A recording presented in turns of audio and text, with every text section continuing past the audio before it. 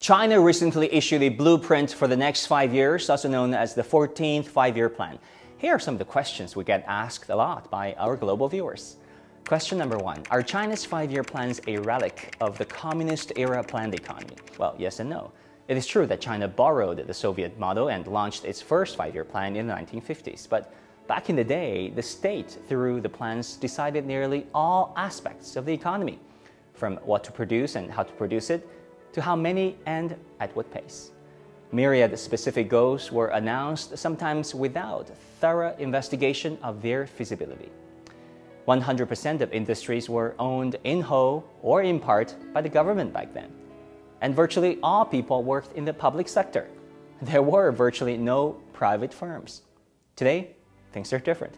84% of companies in China are privately owned, and 80% of Chinese jobs are created by the private sector.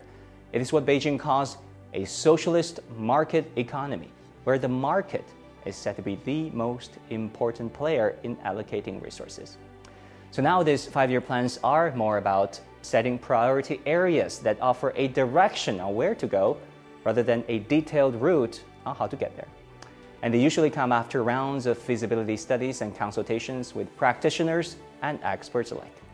In fact, since 2006, it's no longer even called a 5-year plan, 5年计划, but a 5-year guideline, 5年规划, to more accurately reflect China's transition from a planned economy to a socialist market economy.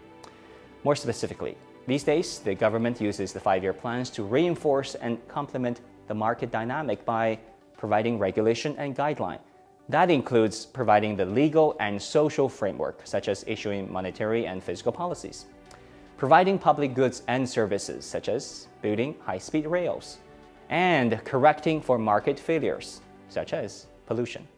Question number 2. Have previous plans worked? Largely, yes, but in hindsight, not all goals were worth meeting, and the price of learning this was huge. The second 5-year plan, for example, contributed to the Great Leap Forward, which diverted millions of agricultural workers into industry and caused a huge decrease in food production.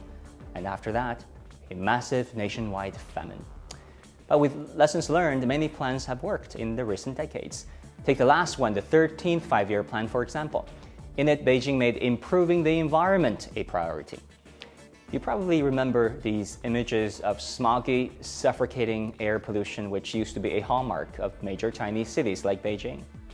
In the past 5 years, the concentration of PM 2.5, small, non-damaging floating particles, dropped by as much as 50% in cities like Beijing.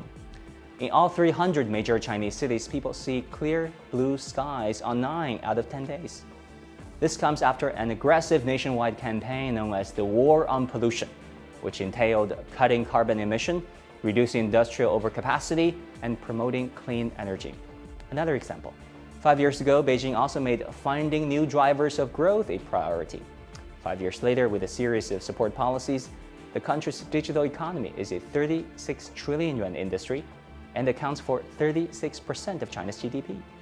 Most Chinese can't remember the last time they carried a wallet because they use their phones to pay for everything from groceries and restaurant bills to utility bills and metro rides. According to a McKinsey report, the value of China's e-commerce transactions is estimated to be larger than those of France, Germany, Japan, and the United Kingdom, and the United States combined. Question number 3. What is the latest 5-year plan about? Well, the first keyword is dual circulation. Some have interpreted this to mean that Beijing is turning its back on the outside world, but that's not what the plan says. It says policies should help unleash the full potential of the domestic market, facilitating firms to provide higher quality goods and services to better stimulate domestic demand. And at the same time, Beijing promised a greater access to foreign investors and encouraged the Chinese companies to trade more with the outside world. Beijing wants this round of opening up on a greater scale, across more sectors, and on a deeper level. The second keyword is innovation, which was mentioned 47 times in the draft proposal. The new plan really puts innovation at the heart of China's future plans. Beijing says it will strive to make major breakthroughs in core technologies in key areas and become a global leader in innovation. Many predict there will be more of a policy push for higher spending in the coming years in emerging sectors such as biotechnology, semiconductors, and new energy vehicles. Another area of focus is green growth. In the draft proposal, there are no rigid GDP targets for the next 5 years, and instead, green growth was mentioned 19 times, a sign that Beijing continues to encourage local officials to look beyond GDP as a key performance indicator and instead focus on low carbon and sustainable growth models.